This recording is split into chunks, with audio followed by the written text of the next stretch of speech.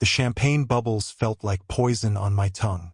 I stood near the marble balustrade of the Rourke Estate's grand ballroom, watching crystal chandeliers cast diamonds of light across faces I no longer recognized.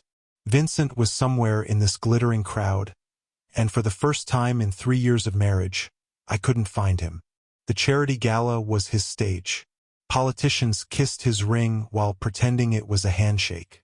Business associates laughed at jokes that weren't funny. I'd learned to smile through it all, to be the perfect wife of the city's most powerful man. I'd stopped asking why armed men stood at every entrance 2 years ago. Right around the time the word family started meaning something different than blood. My phone buzzed in my evening clutch. A text from Talia, my sister. Still coming to Mom's on Sunday? She's asking. I pulled out my phone to respond, but something made me pause. An instinct I couldn't name. I scrolled up through our message thread with Vincent. My text from an hour ago asking if he needed anything showed as delivered but unread. Same with the one from this afternoon. And this morning, everything I'd sent today was unread. A cold whisper of unease crawled up my spine. I backed out of the messages and did something I'd never done before. I opened my phone settings, scrolled to blocked contacts, and my hand started trembling. My own name stared back at me. Vincent had blocked me, at his own gala, while I stood somewhere in this very room. Mrs. Rourke. A voice beside me made me jump. A man I'd never seen before stood there, dressed in a black suit like Vincent's usual security, but wrong somehow. His eyes were too intent, too focused. "You need to come with me." My throat tightened. "Excuse me? There's been an incident. We need to get you somewhere safe." The word safe sounded like a threat. "I'll wait for Vincent." His hand moved to my elbow, firm enough to guide, soft enough to seem polite. "That's not possible right now, Mrs. Rourke." I pulled back, scanning the room for Vincent's head of security, for anyone I recognized. They'd all vanished. "Where's Vincent?" "This way, please." The ballroom suddenly felt too hot, too loud, the laughter too sharp. The man's grip tightened just enough to make his point clear. My heels clicked against marble as he steered me through a service corridor I'd never noticed before, past staff who wouldn't meet my eyes, through a door that led to the gardens. "Wait, where are—" "Mrs. Rourke. Walk." The night air hit my face like a slap. He guided me down the stone path toward the garage where my car was parked. "You're going home. You're going to tell anyone who asks that you had a headache. You're going to drive carefully." Terror crystallized in my chest. "What's happening?" He opened my car door. "Get in." "Not until you tell me." "Vincent's orders." His voice dropped. "Don't make this harder than it needs to be." I climbed into the driver's seat with shaking hands, my mind spinning. Vincent's orders. To remove me. To send me away. While my number was blocked. The man leaned down to my window. "The coast road. Take your time." Then he was gone, melting back into the shadows of the estate. I sat there, engine idling, trying to make sense of what felt wrong. Everything felt wrong. I pulled out my phone and tried to call Vincent. The screen showed the call connecting, then nothing. Silence. Just like the blocked messages. A text appeared on my screen. From Talia. "Where did you go?" "Vincent's looking for you." My stomach dropped. Vincent was looking for me, but he'd had me removed. He'd blocked my number. Another text from Talia. "He seems worried." "Are you okay?" "Worried." The word felt obscene. I stared at my phone, at my sister's messages, and something clicked into place. Terrible, impossible thought. I scrolled back through Talia's texts, dozens of them over the past few weeks, asking about Vincent's schedule, his meetings, where we'd be, when. I typed back with numb fingers. "I'm fine. Heading home." Then I shifted into drive and pulled out onto the estate's long driveway. The coast road stretched ahead, dark and winding. The man had said to take my time, to drive carefully, like he knew something I didn't. My hands gripped the steering wheel tighter as I turned onto the main road. The city lights disappeared behind me, replaced by the black expanse of ocean on one side, dense woods on the other. No other cars. No witnesses. The road curved sharply ahead. I touched the brakes. Nothing happened. I pressed harder. The pedal went to the floor with sickening ease. My heart exploded in my chest. The curve was coming faster, too fast. I yanked the steering wheel, but it pulled wrong, sluggish, fighting me. The guardrail rushed toward me like a silver scream. In that split second before impact, 3 thoughts crystallized with perfect clarity. Vincent had blocked my number. The man had told me to drive carefully. And Talia had been asking questions. Then the world became metal and glass and pain and darkness. I woke to hands on my shoulders. Strong hands, pulling me from wreckage. Stay still. Don't move. The voice was rough, commanding. Not Vincent's. Not anyone I knew. I forced my eyes open. Blood obscured my vision. Through the red haze, I saw a face hovering above me. Sharp features, dark eyes, a tattoo crawling up his neck from beneath his collar. He looked like violence personified. Who? My voice cracked. Someone who's been waiting for Vincent Rourke to make a mistake. He lifted me effortlessly from the twisted metal of what used to be my car. And congratulations, Mrs. Rourke. You're it. My phone lay shattered on the asphalt, screen flickering once before dying completely. The last notification I saw was another text from Talia. Vincent's asking if you made it home safe. Should I tell him yes? The stranger carried me toward a black SUV idling in the shadows. Your husband tried to kill you tonight. Your sister helped him plan it. And in about 8 hours, they're going to collect on a life insurance policy worth $12 million. The world tilted. That's insane. He placed me in the back seat with surprising gentleness, then crouched beside the door, his dark eyes locking onto mine. Mrs. Rourke, do you know what your husband really does? What the Rourke family actually is? He's in construction and he's a killer. The stranger's voice was flat, factual. He's the head of the Rourke crime family. He's murdered 17 people that I can prove. And you were about to be number 18. Couldn't breathe. Couldn't think. The pain in my body was nothing compared to the implosion happening in my chest. Who are you? He reached into his jacket and pulled out a phone. A phone that wasn't his. Wasn't mine. He tapped the screen and turned it toward me. Text messages. Between Vincent and Talia. The brakes are done. Steering to. She won't make the curve. Good. Make sure you're visible at the party when it happens. I need the alibi solid. Already handled. I'll comfort you when they bring the news. The grieving husband. Sister. Don't forget to cry. The phone slipped from the stranger's hand onto my lap. I stared at the messages, at my sister's name, at my husband's responses, and something inside me died. Not the part that loved them, that had already been bleeding out on the roadside. No, the part that believed in mercy, the part that forgave, the part that trusted. That part was gone forever. My name is Elias Thorne, the stranger said, his voice softer now, almost gentle. Your husband owes me a debt he can't pay. But that's not why I'm here. He paused, studying my face with unsettling intensity. I'm here because I've been tracking Vincent Rourke for 3 years, waiting for him to show me who he really is. And tonight, Mrs. Rourke, he showed me everything. Why should I believe you? My voice sounded hollow, distant. Elias's jaw tightened. Because in 48 hours, Vincent is going to file a death certificate with your name on it. He's going to play the devastated widower while your sister plays the comforting family. And they're going to walk away with $12 million and a clear conscience. He leaned closer, and I could smell gunpowder and leather and something wild underneath.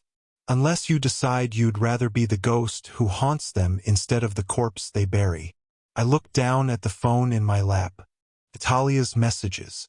At Vincent's cold calculations. at the evidence of my own murder spelled out in casual texts. When I looked back up at Elias Thorne, something new was moving through my veins. Not blood, not fear, rage. What do I have to do? His smile was sharp enough to cut. First, you're going to disappear. Let them think their plan worked.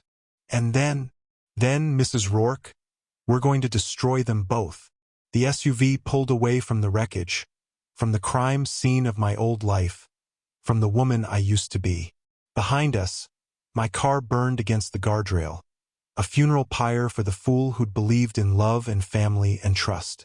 That woman was dead, but I was very much alive, and Vincent Rourke had just made the last mistake of his life. The safe house smelled like gunpowder and old leather. Elias carried me through a steel door that looked like it belonged in a bank vault, down concrete stairs that echoed with each step, into a space that was part armory, part war room.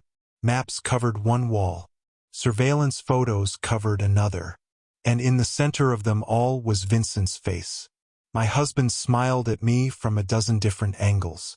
Outside restaurants, leaving courthouses, standing over what looked like a body wrapped in plastic. How long? My voice cracked. How long have you been watching him? Elias set me down on a leather couch with surprising gentleness for someone who looked carved from violence. 3 years, since he had my former partner killed and made it look like a rival gang did it. He moved to a laptop on the desk, fingers flying across keys. Vincent Rourke isn't just in construction, Mrs. Rourke. He runs the largest money laundering operation on the East Coast. Drug money, human trafficking proceeds, weapons deals. He washes it all clean through real estate developments and charity foundations. The room spun. That's impossible. I would have known. Would you? Elias turned the laptop toward me. Bank statements filled the screen. Accounts in the Cayman Islands. Transfers to offshore entities. All bearing Vincent's signature. Your husband is worth $200 million. How much of that did you think came from pouring concrete? Couldn't breathe. Couldn't process. 3 years of marriage and I'd been living with a stranger. A monster. The affair with Talia, Elias continued, his voice going colder, wasn't about passion. It was about insurance. Literally. He pulled up another document. A life insurance policy with my name on it. $12 million payout. Beneficiary, Vincent Rourke. He took it out 6 months ago, right around the time he started sleeping with your sister. 6 months. They'd been planning this for 6 months. Why? The word tore out of me. Why kill me? Why not just divorce? Elias's laugh was bitter. Because you signed a prenup that gives you nothing. But as your widower, he gets everything. Your trust fund. Your family's real estate holdings. The life insurance. And best of all, he gets to play the grieving husband while your sister comforts him in public. He paused, studying me with those dark, knowing eyes. They probably figured they'd wait a respectful 6 months before going public with their relationship. True love born from shared tragedy. I thought I'd already felt the bottom. I was wrong. This was the bottom. This howling pit of betrayal that had no end. So what now? I whispered. You turn Vincent in? You're clearly not a cop. No, I'm not. Elias moved closer, crouching in front of me so we were eye level. The tattoos on his neck were intricate, beautiful in a dangerous way. I'm the man Vincent betrayed, the man he tried to eliminate, and I've spent 3 years building a case that will destroy everything he's built. Then why do you need me? His smile was sharp as a blade. Because Vincent has something I need. Evidence hidden in a safe in his private office. Financial records that connect him to 5 different crime families. And you, Mrs. Rourke, are the only person who can walk into that office without raising suspicion. My hands were shaking. He thinks I'm dead. Not yet. The crash was only an hour ago. They need to find the body first. Report it. Make it official. Elias's eyes glinted. Which gives us a window.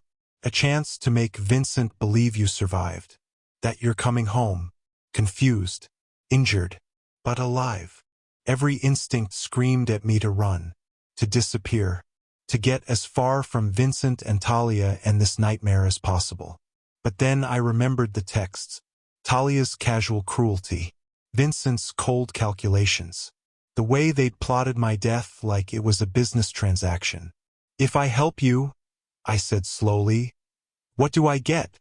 Elias stood, towering over me. Revenge. Justice. And the satisfaction of watching Vincent Rourke lose everything he loves before I put a bullet in his head. Would you risk everything for revenge? Or would you run? Comment below what you'd do in Serena's position. The question hung in the air between us like smoke. I looked up at this dangerous stranger who'd pulled me from wreckage, who'd shown me the truth of my own murder, who was offering me a chance to become something other than a victim. When do we start? Elias's smile was terrifying and beautiful. Right now, Mrs. Rourke. Right now. If you believe betrayers like Vincent and Talia shouldn't win, hit that subscribe button. Only people who side with murderers and manipulators won't. Elias handed me a burner phone at dawn. Call him. My hands trembled as I stared at the device. And say what? That you're alive. Confused. That the car malfunctioned but you managed to crawl out before anyone found you. You're scared. You need him. He leaned against the desk, arms crossed. Make him believe you suspect nothing. The thought of hearing Vincent's voice made bile rise in my throat. But I dialed. He answered on the first ring. Serena. His voice cracked with what sounded like genuine panic. Oh God. Baby, where are you? I've been losing my mind. Your car. They found your car. I'm okay. The lie tasted like ash. I'm at a gas station off Route 9. Vincent, something went wrong with the brakes. I almost died. Silence. Then, stay there. I'm coming to get you right now. No. I forced my voice to break. I just need rest. I'll get a cab home. I just wanted you to know I'm okay. Serena, please, let me. I need to see a doctor first. Get checked out. I'll be home tonight. I hung up before he could argue. Elias nodded approval. Good. That buys us time. He pulled up another screen on his laptop. Now I need to show you something. It's going to hurt. He wasn't wrong. The cloned phone data loaded slowly, each message a fresh knife wound. Texts between Vincent and Talia going back months. Not just about the murder. About everything. She's so trusting it's pathetic, Talia had written. Like a puppy that keeps coming back no matter how many times you kick it. Vincent's response. That's why this will work. She'll never see it coming. I watched myself get dissected by the two people I loved most. They mocked my cooking, my clothes, the way I laughed. Talia sent photos of them together in our bed, in our home, with captions like she has terrible taste in sheets. There's more, Elias said quietly. He pulled up financial records. Vincent doesn't just owe me money. He owes the Kozlov family, Russian mob, $2 million he skimmed from a weapons deal. They've given him 2 weeks to pay, or they take it out of his skin. So he needed the insurance money. Exactly. 12 million solves all his problems, pays his debts, funds his new life with your sister. Elias's jaw tightened. But there's something else in that safe. Ledgers that prove Vincent's been stealing from every family he works with. The Kozlovs, the Santoros, even his own people. If those ledgers go public, every crime syndicate in the city will be hunting him. I stared at the screen, at the evidence of my husband's greed, his betrayal, his stupidity. You want me to get them? The safe is biometric. Requires his fingerprint and a code. But you've watched him open it before, haven't you? I had, dozens of times. Vincent never thought I was paying attention. Just his invisible wife, reading a book in the corner while he conducted business. I know the code, I whispered. Elias's eyes gleamed. Then here's the plan. You go home tonight, Play the shaken wife. Tomorrow, while Vincent's at his weekly meeting with the Santoro family, you go into his office. You have a 15-minute window. Get the ledgers. Get out. And if I get caught? Then Vincent will kill you for real this time. Elias moved closer, his voice dropping. But if you succeed, we'll have everything we need to destroy him. Every family he's stolen from will turn on him. He'll have nowhere to run. No one to protect him. The room felt smaller suddenly. Hotter. And Talia? Something dark flickered across Elias's face. We'll deal with your sister too. I promise you that. I thought about those texts. About Talia's laughter. About Vincent's hands on her while he planned my funeral. About the life they'd stolen from me before I was even dead. Okay, I said. I'll do it. Elias extended his hand. Then we have a deal, Mrs. Rourke. Your husband's life for your freedom. I shook his hand. His grip was iron. Final. Like a contract signed in blood. You need to call your sister. Elias handed me another burner phone the next morning. Tell her you're traumatized. That you need her. My stomach turned. Why? Because Talia is Vincent's insurance policy. If you come home acting strange, she'll report back to him immediately. You need her to believe you're broken. Helpless. His eyes were cold. She needs to think she's won. The phone felt like a weapon in my hand. I dialed. Talia answered with fake concern dripping from every word. Serena? Oh my God. Are you okay? Vincent told me about the accident. I've been so worried. I bet you have, I thought. Worried your murder plan failed. Talia, I let my voice crack. Let real tears come. They weren't hard to find. Something's wrong. The brakes just failed. I could have died. Thank God you're all right. She sounded almost convincing. Where are you? I'll come get you. Home. I just need you here. Please. I feel like I'm losing my mind. I'm on my way, sweetie. Hold tight. Sweetie. The word made my skin crawl.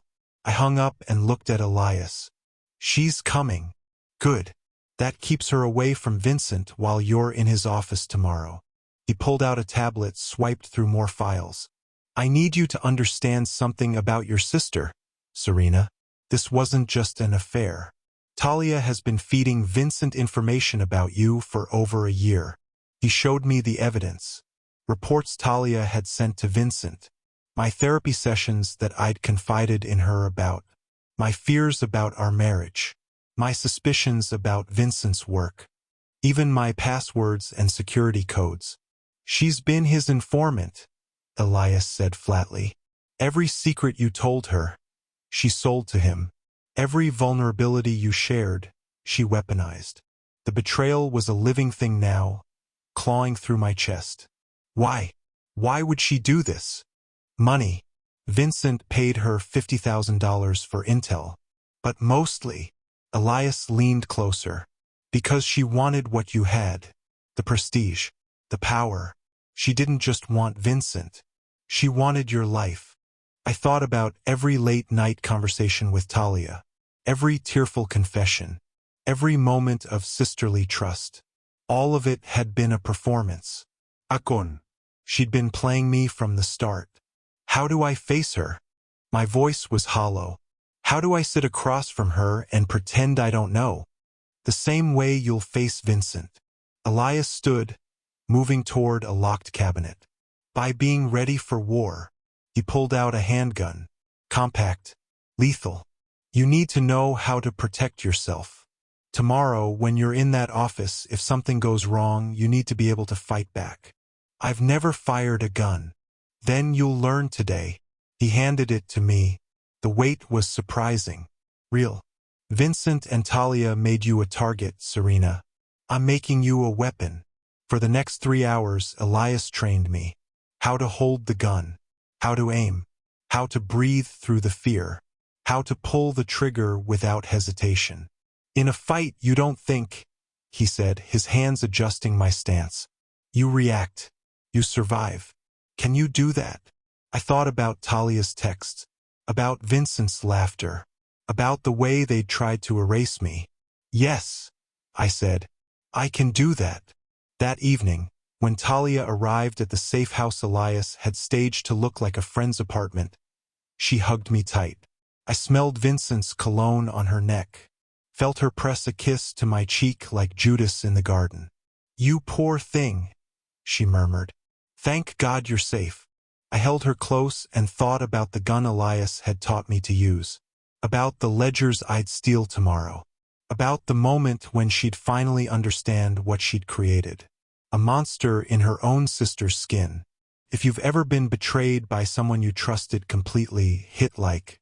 Let's show people like Talia that loyalty still matters. Only snakes and backstabbers scroll past. "I'm so glad you're here," I whispered into her hair. And for the first time since the crash, I smiled. The message came at midnight.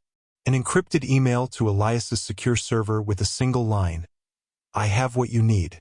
The ghost Vincent couldn't bury. Elias's face went pale. "That's impossible."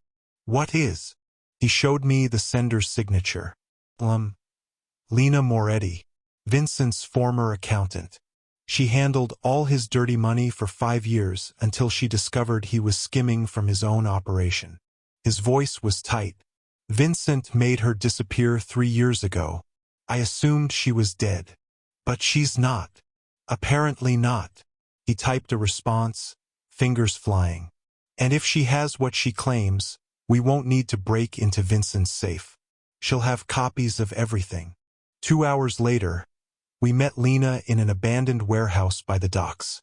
She emerged from the shadows like a ghost, thin and pale, her eyes sunken but sharp. She looked like death had already started claiming her. "Elias Thorne." Her voice was a rasp.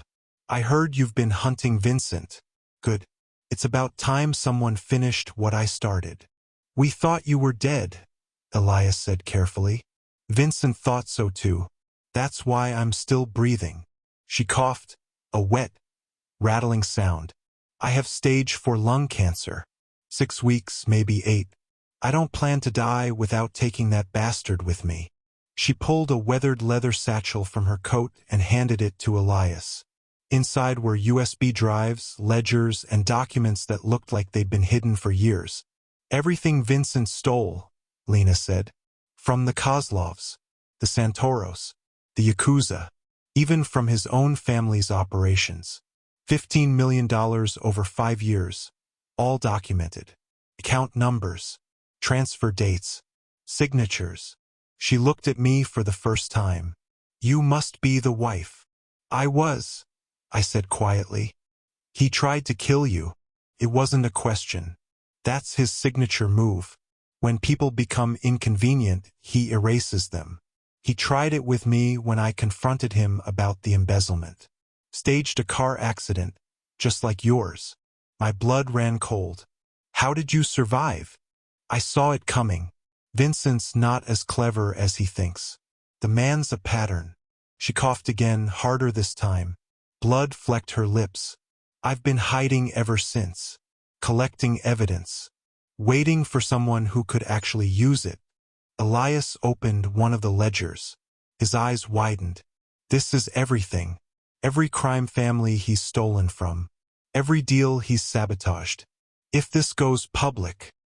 "He's a dead man," Lena finished. "Every syndicate in the city will want his head. The Kozlovs alone will skin him alive for what he took from them." She turned to me, her gaze piercing despite her weakness. "But here's what you need to understand, Mrs. Rourke. Vincent doesn't work alone. Your sister, Talia? She's been helping him cook the books for the past year. She's the one who helped him hide the offshore accounts." The revelation hit like a physical blow. Talia wasn't just sleeping with Vincent. She was his partner, his accomplice in everything. "She knew," I whispered.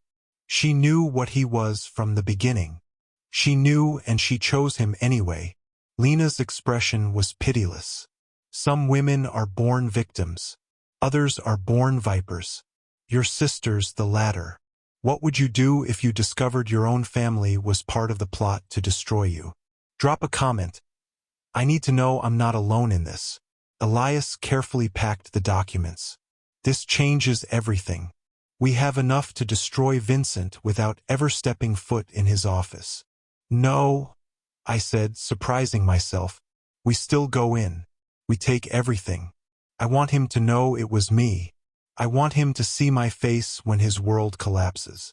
Lena smiled, dark and approving. Good girl. Make him feel it. She turned to leave, then paused.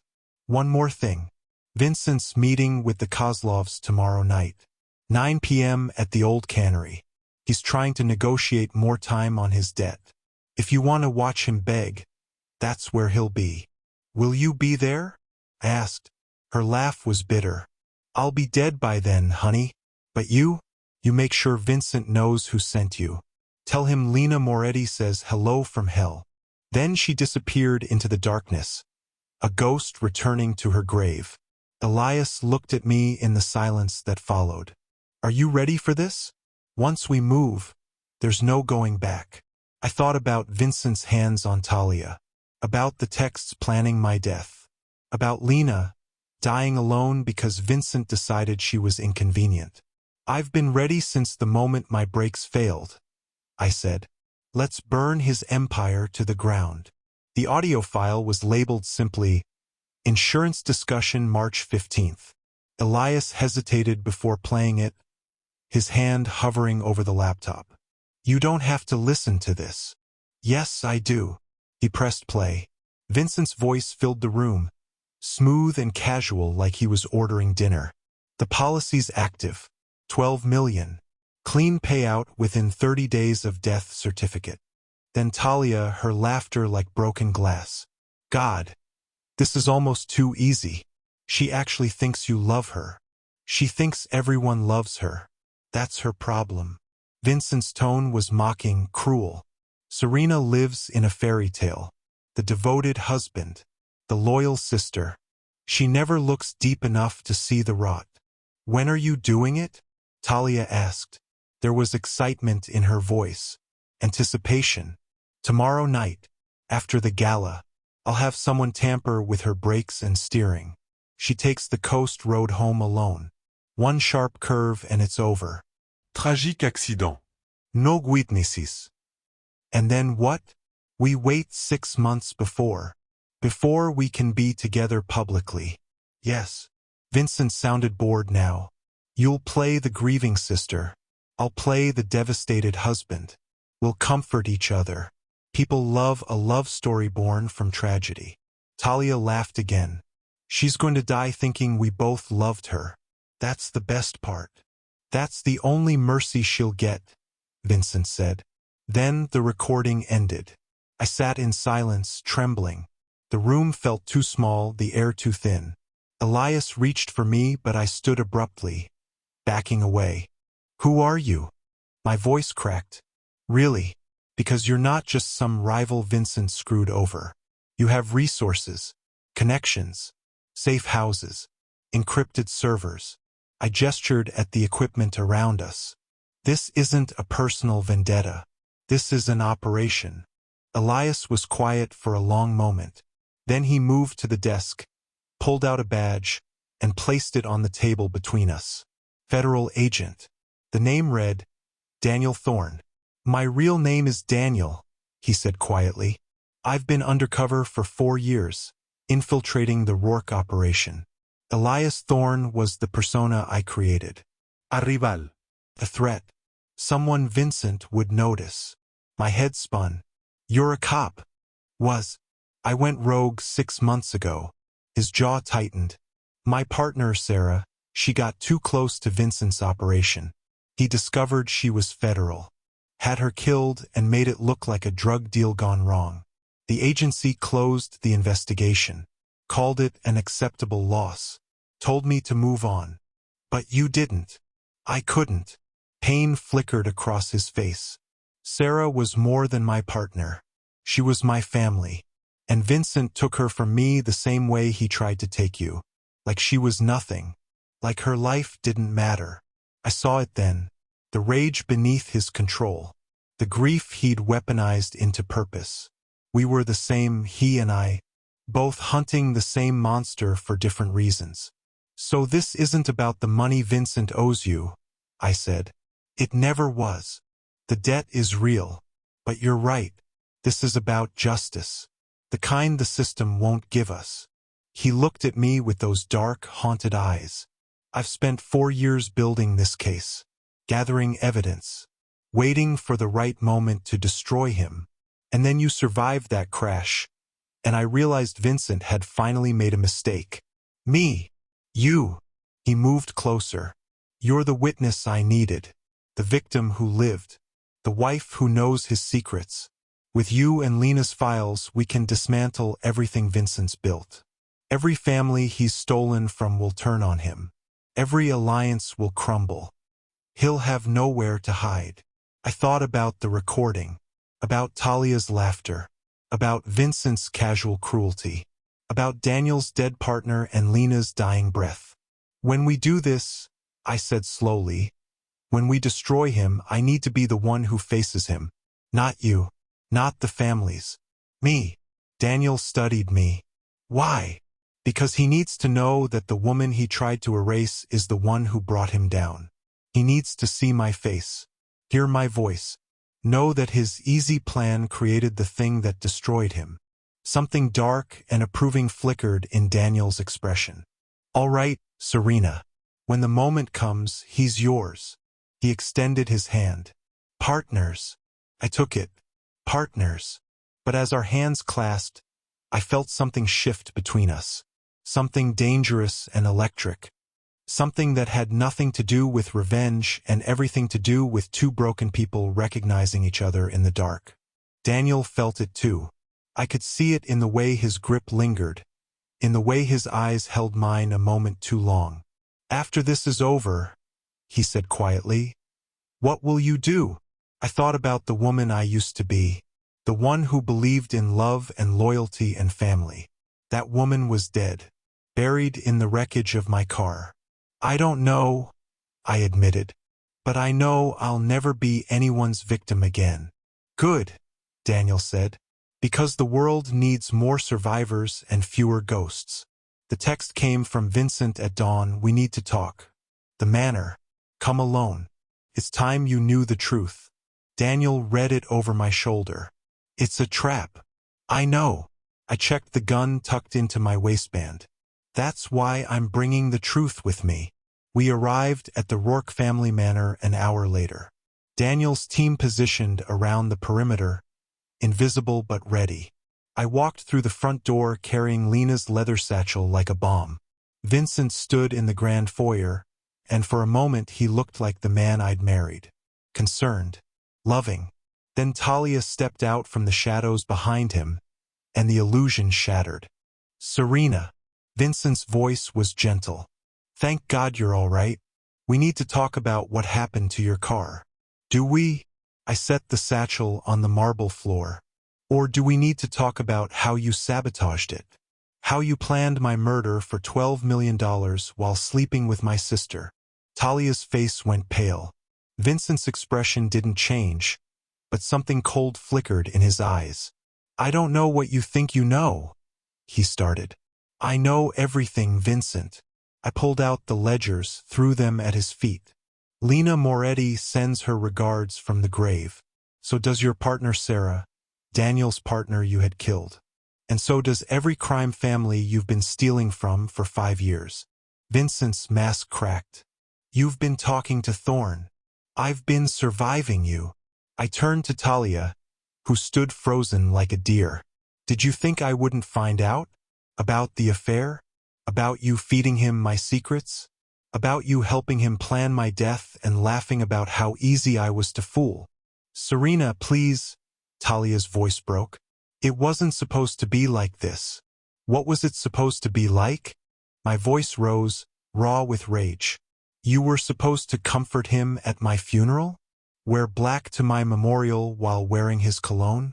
Play the grieving sister while you spent my life insurance money? You don't understand, Talia said desperately. Vincent and I were in love. Real love. Not that pathetic dependency you call marriage. The words hit like a slap. But instead of pain, I felt something cold and final settled in my chest. Real love, I repeated softly. Is that what you call a conspiracy to commit murder? Vincent moved then. Fast. His hand went to his jacket, reaching for a weapon. But I was faster. The gun was in my hand before I consciously decided to draw it. All of Daniel's training crystallizing into pure instinct. Don't, I said. Vincent lunged anyway. Maybe he thought I wouldn't shoot. Maybe he thought I was still the woman he'd married. The one too weak, too trusting, too pathetic to fight back. He was wrong. The gunshot was deafening in the enclosed space. Vincent stumbled, eyes wide with shock, hand pressed to his chest where blood bloomed like a crimson flower. He looked at me like he was seeing me for the first time. You, he gasped. I survived you, I said. That was your mistake. He collapsed, blood pooling on the white marble. Talia screamed, dropping to her knees beside him, her hands fluttering uselessly over the wound. What did you do? She shrieked at me. What did you do? What you tried to do to me. My voice was eerily calm. I erased him.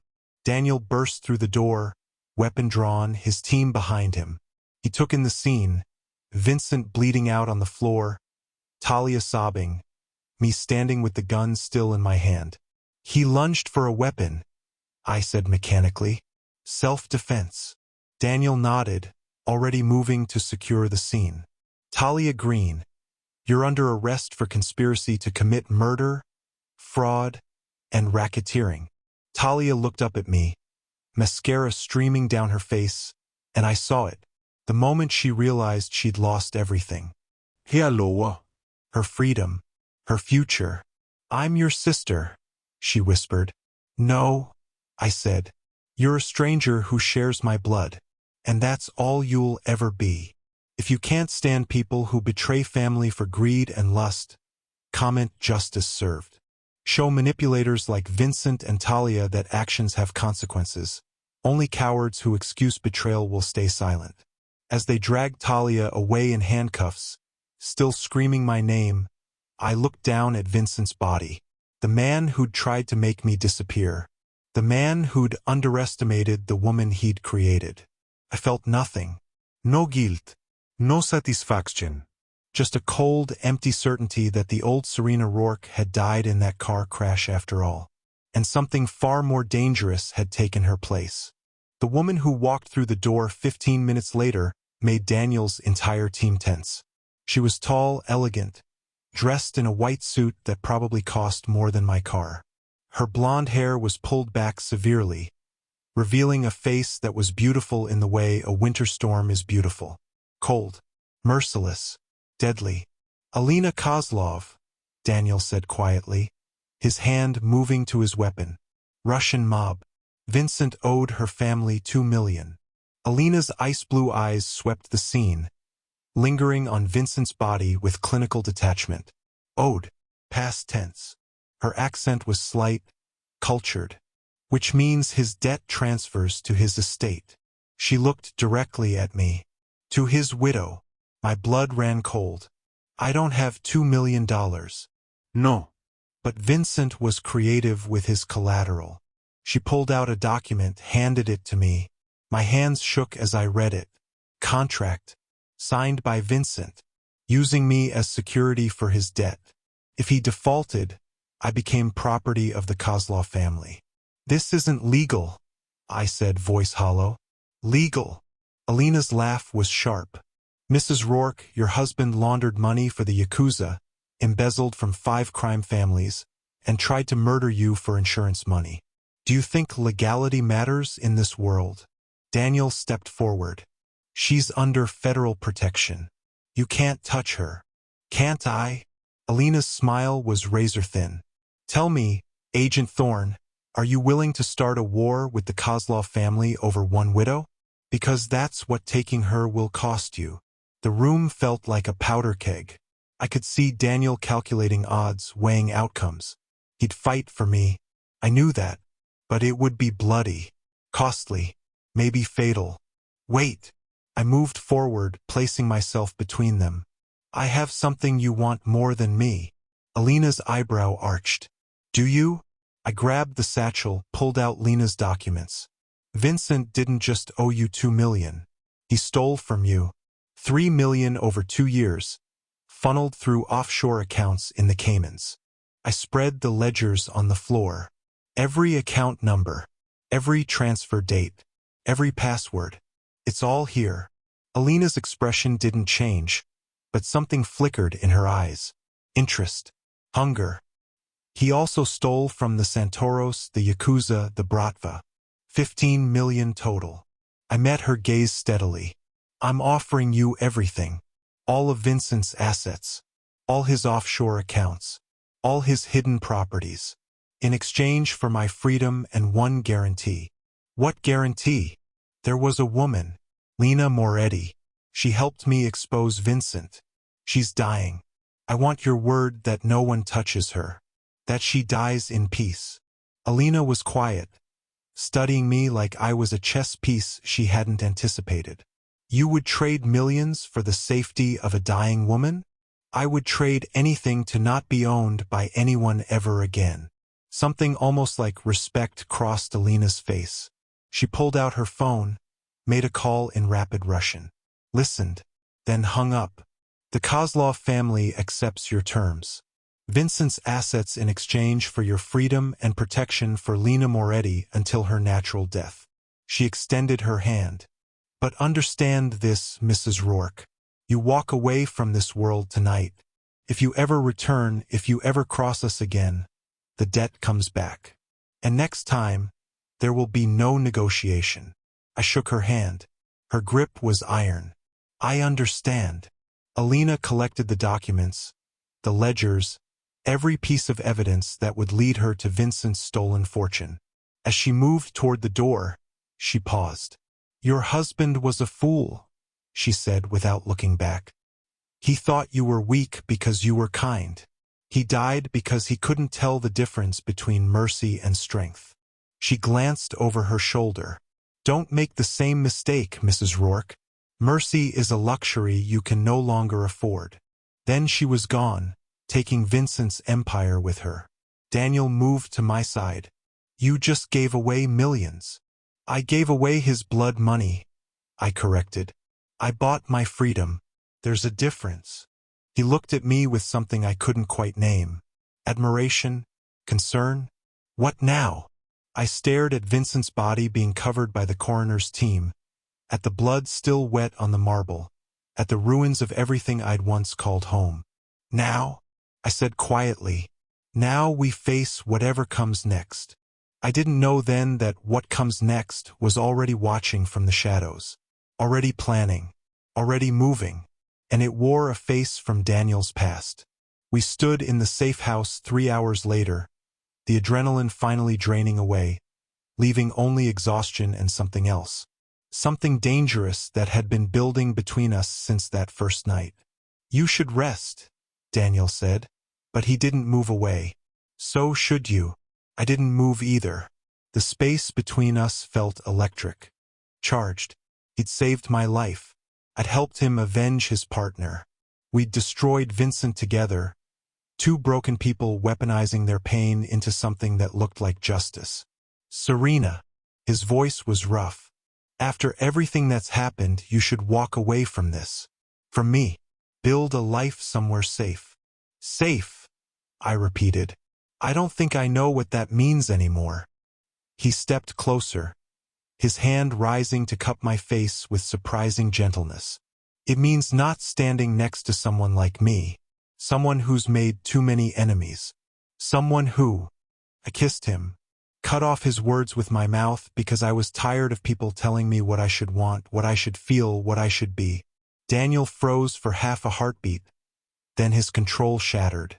His hands tangled in my hair, pulling me closer, kissing me back with the kind of desperation that comes from two people who've been dancing around death for too long. When we broke apart, both breathing hard, his forehead rested against mine. This is a terrible idea, he whispered. The best ones usually are. The explosion of the door being kicked in separated us instantly. Daniel's gun was drawn before the smoke cleared, his body positioned protectively in front of mine. 3 men entered, weapons raised. But it was the 4th man who made Daniel go rigid. "Hello, brother." The man was tall, broad-shouldered, with Daniel's dark eyes but none of his control. A scar ran down the left side of his face, disappearing into his collar. He looked like violence given human form. "Dmitri." Daniel's voice was hollow. "You're supposed to be dead.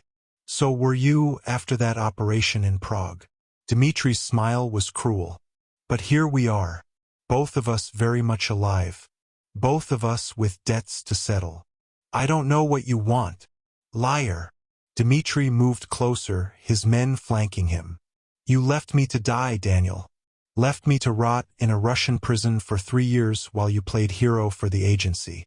They tortured me, broke me, and you never came back. I thought you were gone. I thought. You thought wrong." Dmitri's eyes shifted to me, and something predatory flickered there. "And now I find you've been busy, taking down the Rourke operation, making new friends." He studied me like I was livestock. "Is this her? The wife who survived?" Daniel's grip on his gun tightened. "Leave her out of this." "But she's already in it, brother. The moment you decided to care about her, you made her part of our unfinished business." My heart hammered. "What do you want?" Dmitri's laugh was dark. "What I want is to watch Daniel lose everything he cares about. The way I lost everything." He pulled out his own weapon, aimed it casually at Daniel's chest. "So here's the choice, brother. You can watch me kill her now, quick and clean.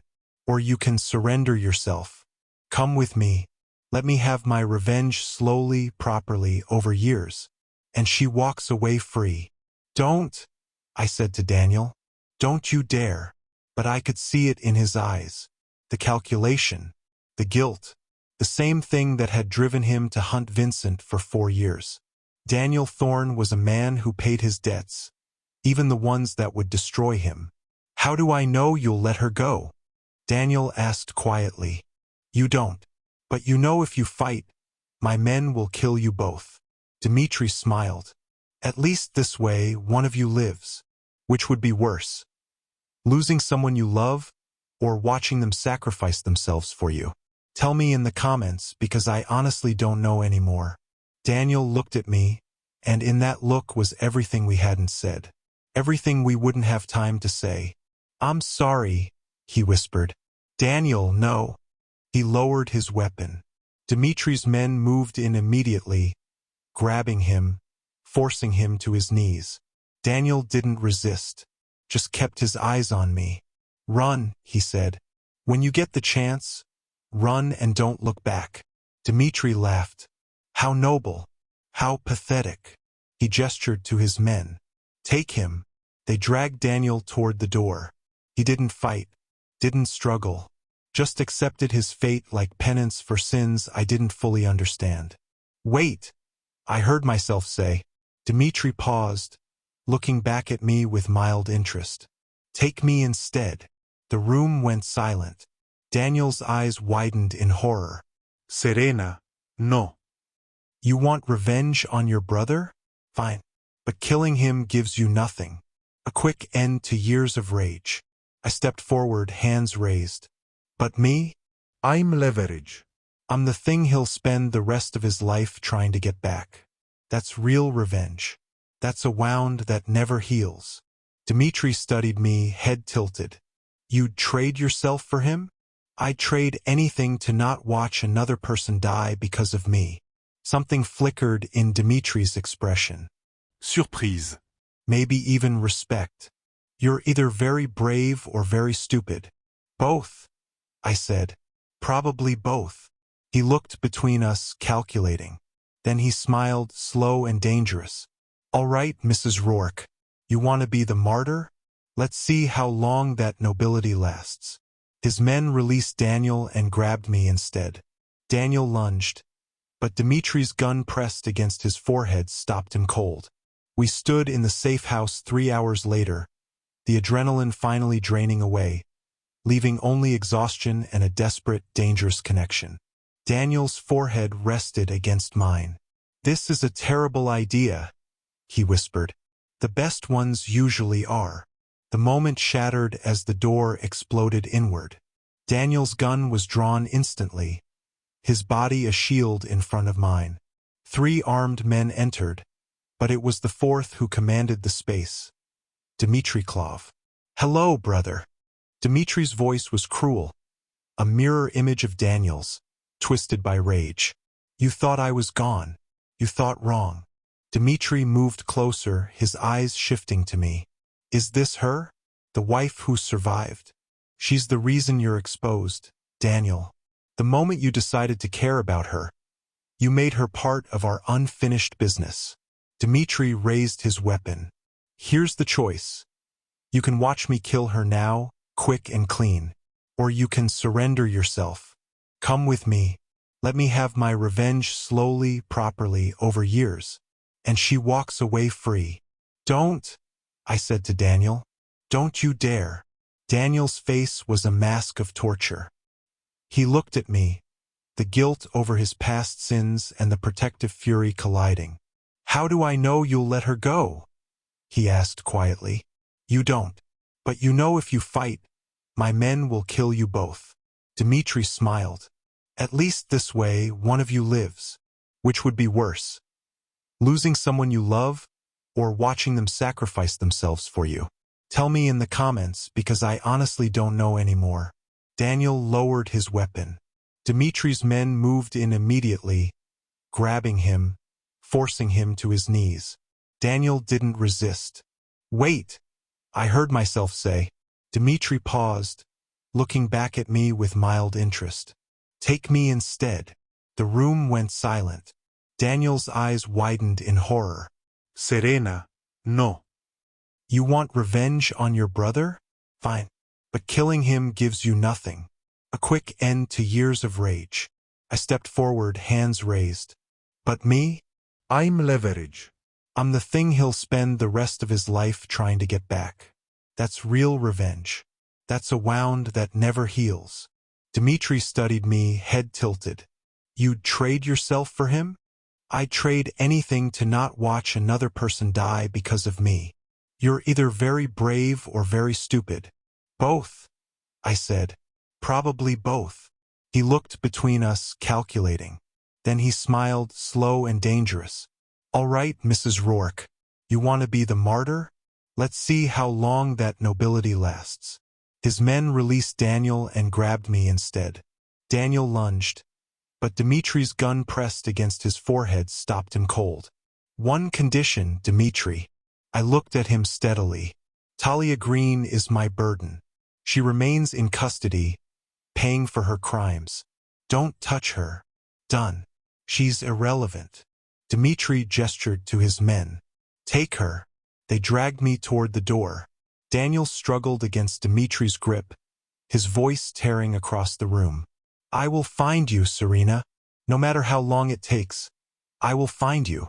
That is a promise." I met his desperate gaze. "I know," I shouted back. "I'm counting on it." The rooftop door slammed shut, sealing my fate. I was going into captivity, but I was not defeated. This is just the beginning of Serena's war, and tomorrow's story will be even more explosive. If you believe the villain Dmitri should never win, hit that subscribe button right now.